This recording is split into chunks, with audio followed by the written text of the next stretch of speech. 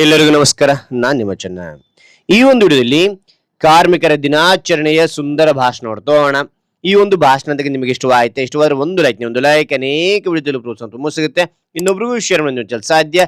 ಇಂಥ ಅನೇಕ video channel subscribe ಆಗಿ. ಹಾಗೆ ನಿಮಗೆ ಯಾವ ರೀತಿಯ ಪ್ರಬಂಧ, ಯಾವ ರೀತಿಯ ಭಾಷಣ ಬೇಕಂತೇಳಿ ಕಾಮೆಂಟ್ ಮಾಡಿ.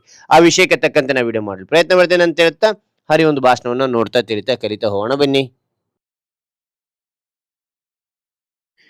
ವೇದಿಕೆ ಮೇಲಿರುವ ಗಣ್ಯರಿಗೂ, ನನ್ನ ಪ್ರೀತಿಯ ಪ್ರಾಂಶುಪಾಲರಿಗೂ, ಶಿಕ್ಷಕರಿಗೂ ಹಾಗೂ ನನ್ನೆಲ್ಲ ಸ್ನೇಹಿತರಿಗೂ ಶುಭೋದಯ. ಇಂದು ನಾವು ಅಂತಾರಾಷ್ಟ್ರೀಯ ಕಾರ್ಮಿಕ ದಿನಾಚರಣೆಯನ್ನು ಆಚರಿಸಲು ಇಲ್ಲಿ ಸೇರಿದ್ದೇವೆ. ಈ ಸಂದರ್ಭದಲ್ಲಿ ಕಾರ್ಮಿಕರ ಮಹತ್ವದ ಕುರಿತು ಮಾತನಾಡಲು ನನಗೆ ಸಂತೋಷವೆನಿಸುತ್ತದೆ. ಪ್ರತಿ ವರ್ಷ ಮೇ 1ರಂದು ಜಗತ್ತಿನಾದ್ಯಂತ ಕಾರ್ಮಿಕರ ದಿನವನ್ನು ಆಚರಿಸಲಾಗುತ್ತದೆ.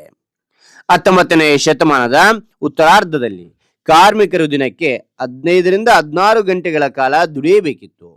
ಈ ಶೋಷಣೆಯ ವಿರುದ್ಧ ಧ್ವನಿ ಎತ್ತಿದ ಅಮೆರಿಕಾದ ಕಾರ್ಮಿಕರು ದಿನಕ್ಕೆ 8 ಗಂಟೆ ಕೆಲಸ, 8 ಗಂಟೆ ಮನರಂಜನೆ ಮತ್ತು 8 ಗಂಟೆ ವಿಶ್ರಾಂತಿ ಬೇಕೆಂದು ಬೃಹತ್ ಚಳವಳಿ ನಡೆಸಿದರು.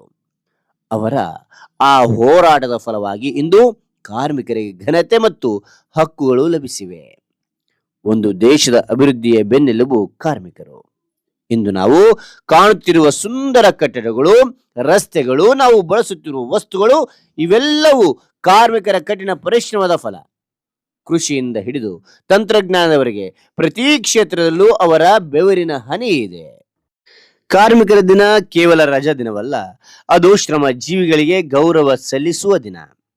ಕಾಯಕವೇ ಕೈಲಾಸ, ಕಾಯಕವೇ ಕೈಲಾಸ ಎಂಬ ತತ್ವದಂತೆ ಕೆಲಸ ಮಾಡುವ ಪ್ರತಿಯೊಬ್ಬರಿಗೂ ಸಮಾನ ಗೌರವ ಸಿಗಬೇಕು. ಕಾರ್ಮಿಕರ ಶ್ರಮವಿಲ್ಲದೆ ಸಮಾಜದ ಪ್ರಗತಿ ಅಸಾಧ್ಯ. ಅವರ ತ್ಯಾಗ ಮತ್ತು ಬದ್ಧತೆಯನ್ನು ನಾವು ಸದಾ ಸ್ಮರಿಸೋಣ ಎಂದು ತಿಳಿಸಿ, ಎಲ್ಲ ಕಾರ್ಮಿಕ ಬಂಧುಗಳಿಗೂ ಕಾರ್ಮಿಕ ದಿನಾಚರಣೆಯ ಶುಭಾಶಯಗಳು. ಕಾರ್ಮಿಕ ಬಂಧುಗಳಿಗೆ ಜಯವಾಗಲಿ. ಹಾಗಾದ್ರೆ ಈ ಭಾಷಣ ನಿಮಗೆ ಇಷ್ಟವಾಯ್ತಾ? ಇಷ್ಟವಾದ್ರೆ ಒಂದು ಲೈಕ್ ಅನೇಕ ವಿಡಿಯೋದಲ್ಲಿ ಪ್ರೋತ್ಸಾಹ ತುಂಬ ಸಿಗುತ್ತೆ. ಇನ್ನೊಬ್ರಿಗೂ ಶೇರ್ ಮಾಡಲು ಸಾಧ್ಯ. ಇಂಥ ಅನೇಕ ವಿಡಿಯೋಗಳ ಚಾನಲ್ ಸಬ್ಸ್ಕ್ರೈಬ್ ಆಗಿ. ಮತ್ತೊಂದು ಹೊಸ ವಿಷಯದೊಂದಿಗೆ ಮತ್ತೊಂದು ಹೊಸ ವಿಡಿಯೋದ thank you for watching. Bye.